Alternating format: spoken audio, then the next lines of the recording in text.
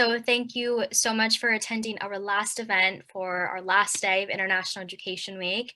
We're really excited to be having this really cool event with one of Marymount's very own student organizations. So today's talk is going to be focusing a little bit more on the Life on Land initiative, which for those of you who may not be aware, today's initiative was on Life on Land and Life on Water. So we're really excited to hear a little bit more about Life on Land. So today's speaker is actually going to be the president for Food for Thought, which again is a Marymount student organization. It is going to be Kathryn Ryan. Again, she's president for Food for Thought. She's a senior biology major, and I'm very excited to hear from her more about the club and kind of what they do and how that relates to sustainability. So Kathryn, the floor is all yours, and thank you so much for participating in our event. Of course, thank you for having me.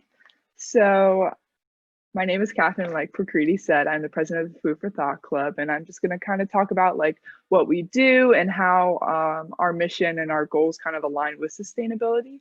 So the club focuses on, we have two main focuses. So we support local food insecurity. So like in the community, there's a population where they don't have as much access to food. And then we also do stuff with sustainable living, and they kind of like overlap with each other super well. So one of the main things that Food for Thought does is we have an on-campus garden, and it's called the Garden for Hope. And Dr. Agolini has been very good, and she is out there every week, and we have a big arrangement of produce. And what happens is we grow the produce and we donate it to the Arlington Food Assistance Center, which and we also partner with another local community garden at a church, and they also donate the produce to the Arlington Food Assistance Center. And so not only does it help provide for those who are food insecure, but it also supports urban agriculture. So a benefit of donating produce from our garden is that the produce travels not as far. So like local gardens support like lowering global emissions or carbon emissions. And so that's one of the main things we're working on, especially right now with the COVID pandemic. There's not a whole lot of just kind of like providing for those in need right now.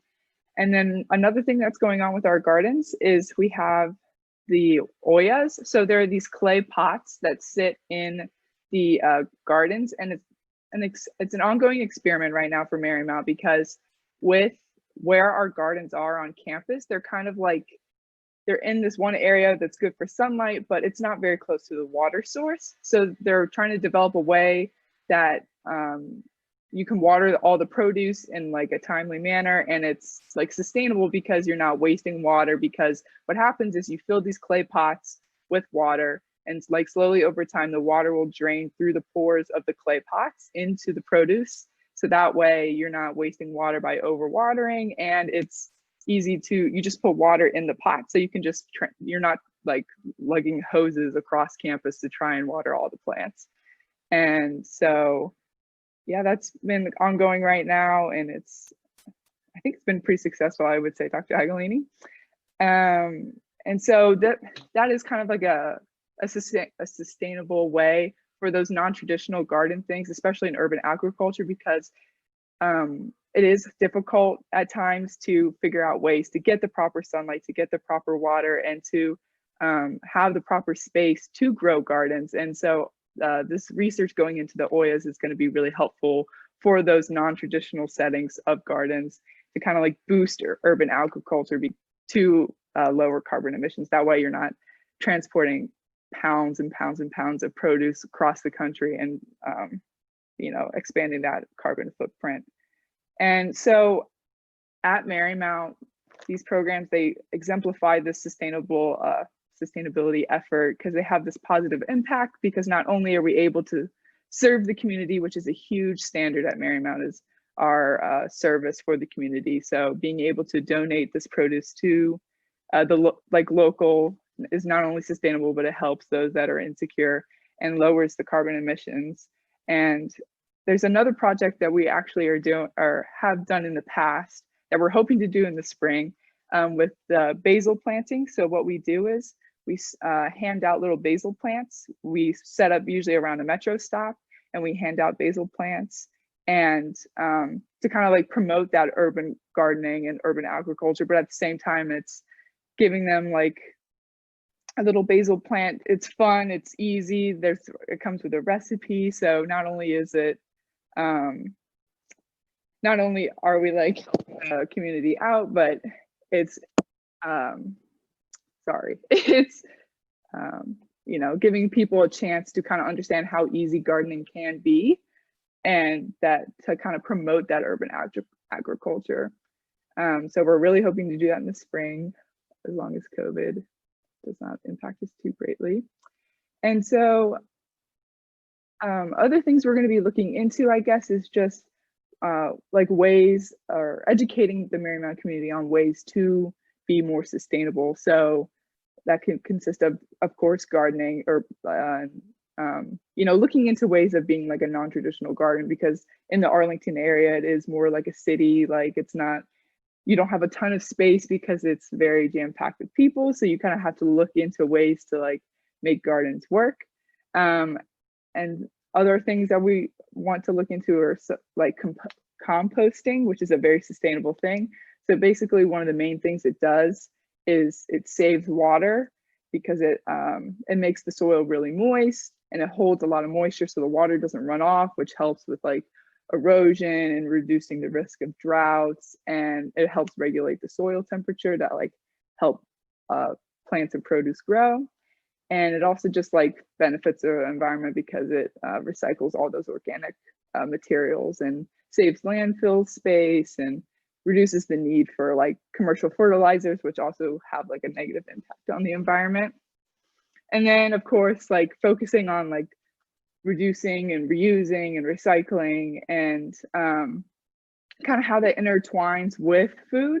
So so I'm in the honors program at Marymount, and something we focused on my freshman year was the impact that agriculture and livestock have on the environment, which is not something I think I realized, and how like a plant-based diet is more sustainable than that of eating meat and just like international produce.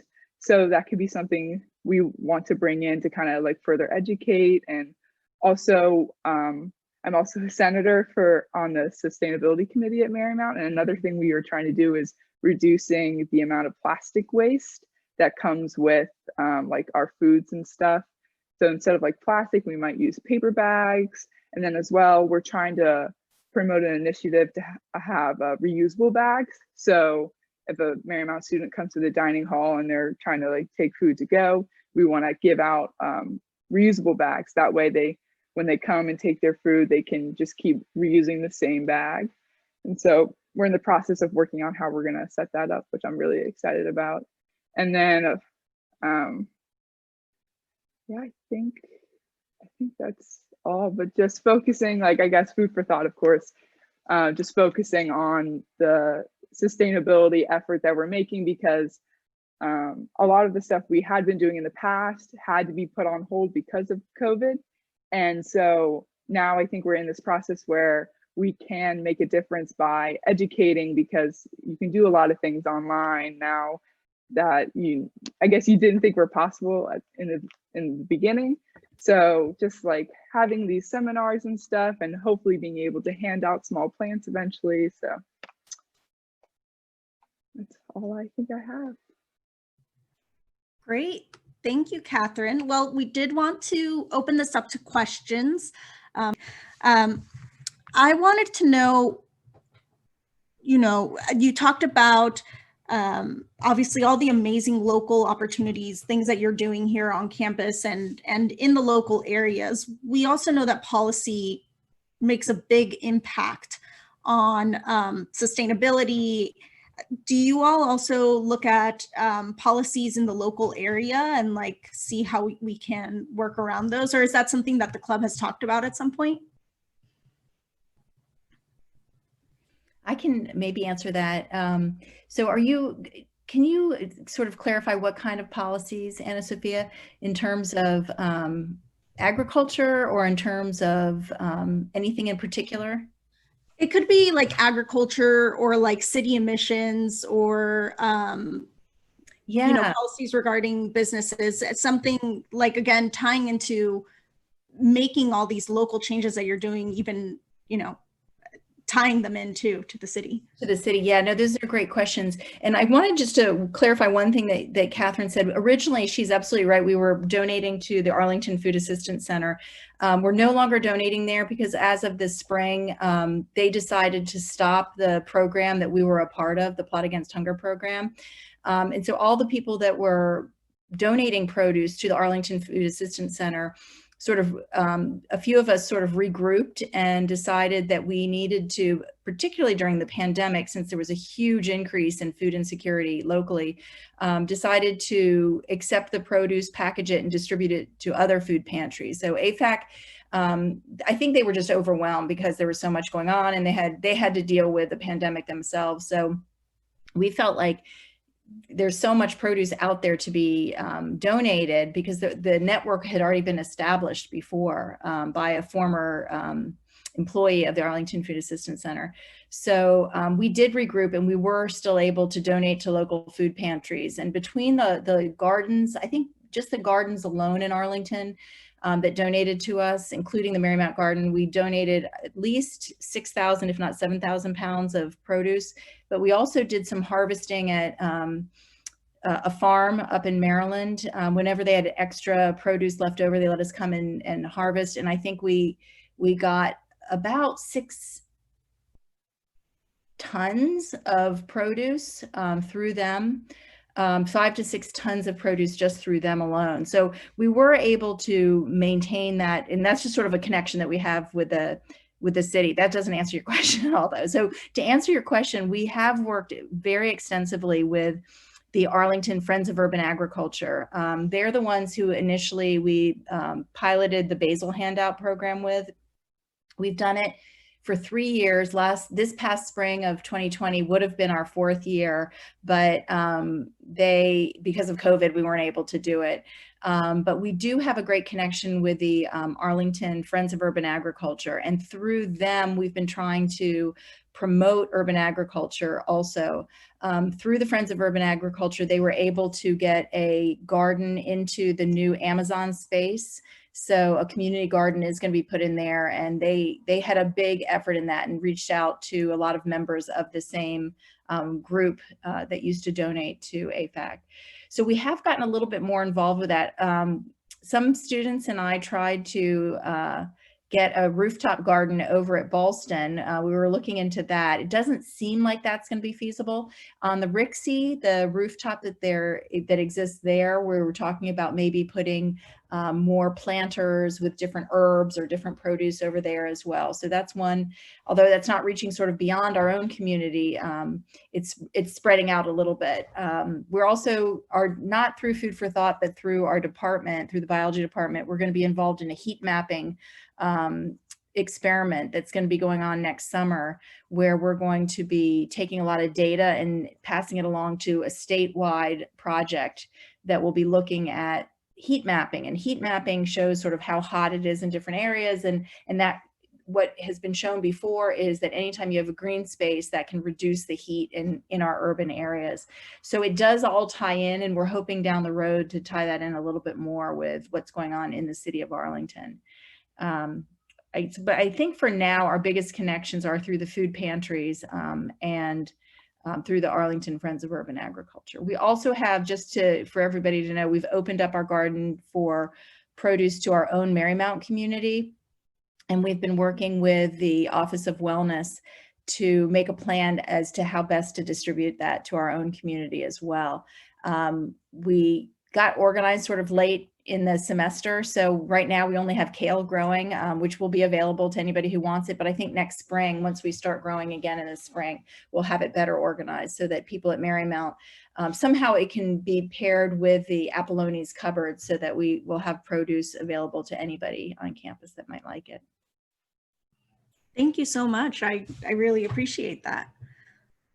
I'll try this again. I just wanted to commend, my microphone wasn't working earlier, but I wanted to commend Kathryn and all of the students who are part of Food for Thought for all, and Dr. Agolini, of course, for all of your efforts, you know, as part of the club and with the garden. I think it's really incredible how this is just sort of, you know, had a ripple effect, and you've found other ways to impact the community.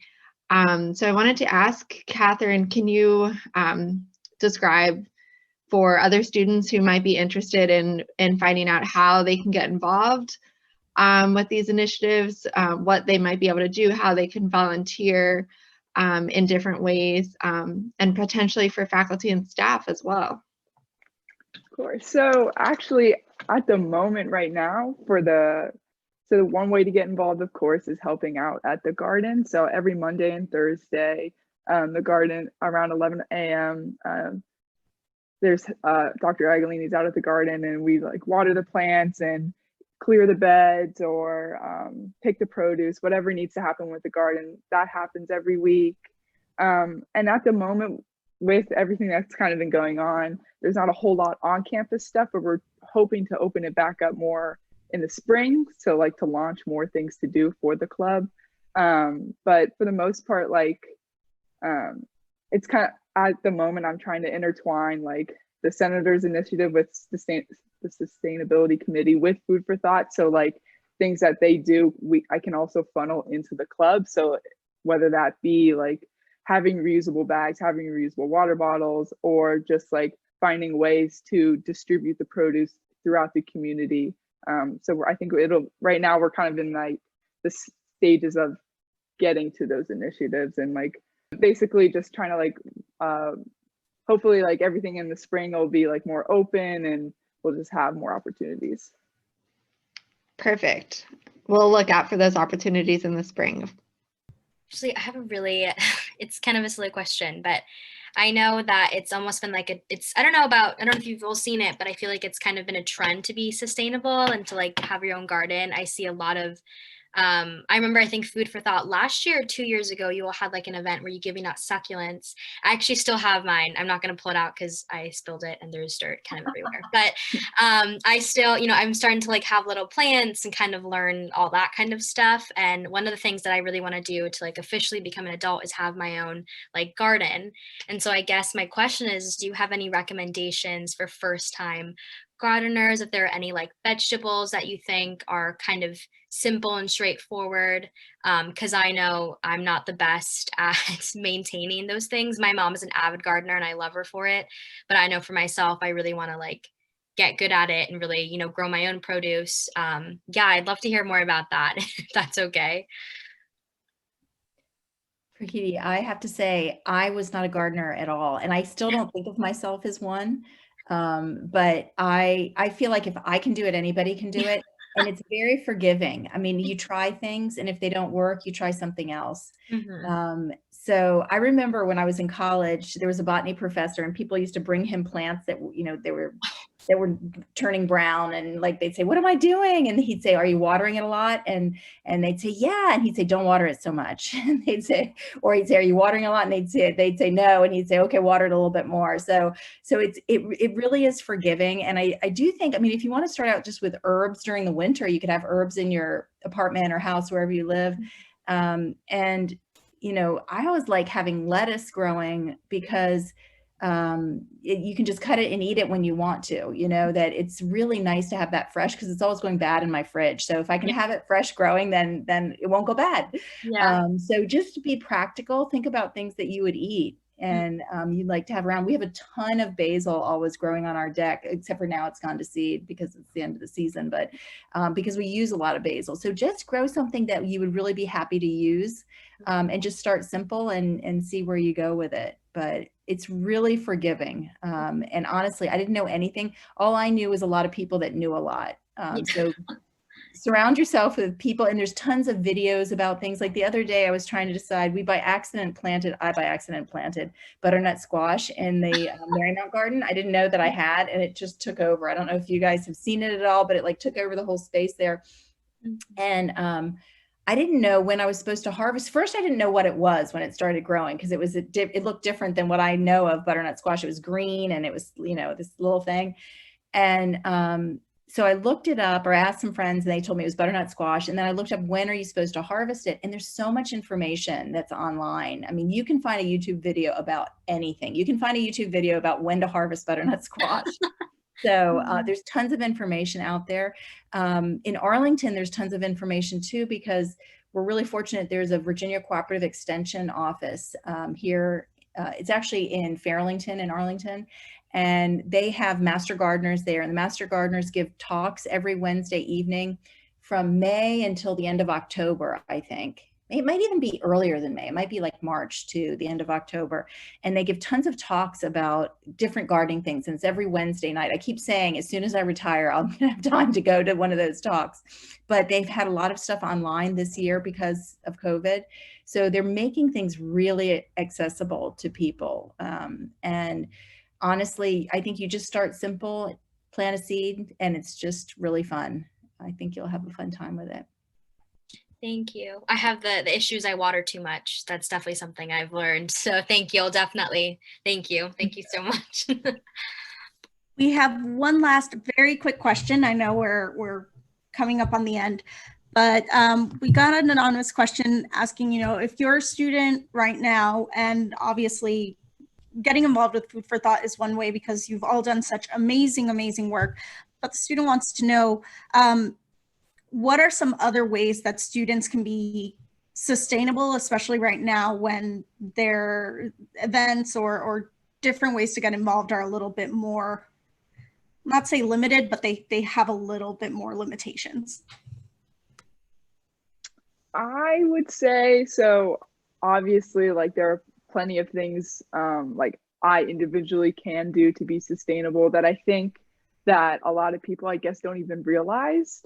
So like, I mean, my whole diet, the plant-based diet thing, I honestly never knew until I learned about it. So I think like the biggest thing that I think we could do as a club, and just like people can do in general, is going and doing that research and like finding those resources, because everyone knows about, the 3 R's and reducing, reusing, recycling, and things you can do to like help be sustainable. But then going further and looking into things that are like actually sustainable, that you might think, oh, like, I know I should reuse a bag because I'm not creating as much plastic waste. But then you could also look in and say, wow, if I choose to eat plants from this like local farmers market instead of going to like Walmart and getting plants, like how is that more sustainable? And like just like looking in, and I think there's so much out there, and especially everything's like virtual now, it's not like that hard to access some information. So I think as a club, we could also incorporate that in, but also just like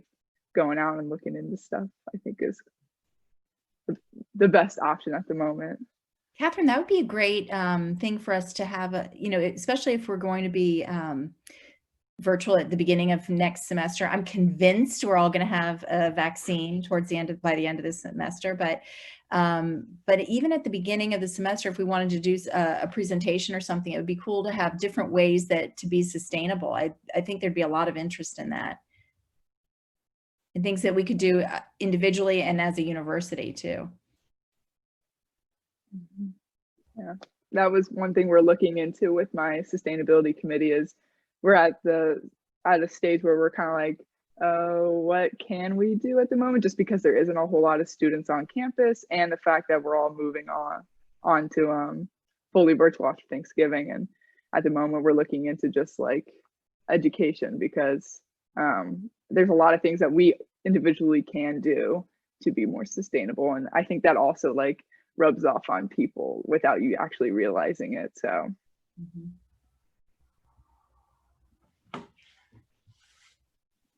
Great. Well, I think those are all the questions we have for you all. So thank you so much, Dr. Agolini and Kathryn, for joining us today for our wonderful talk about service and sustainability. It was a pleasure to have you, and I know I learned a lot about gardening and Food for Thought Club. So thank you so much. And thank you so much, everyone, for joining us today in our service and sustainability chat. It was really nice to virtually see everyone, and we hope you enjoy the rest of your weekend, and happy International Education Week. So thank you.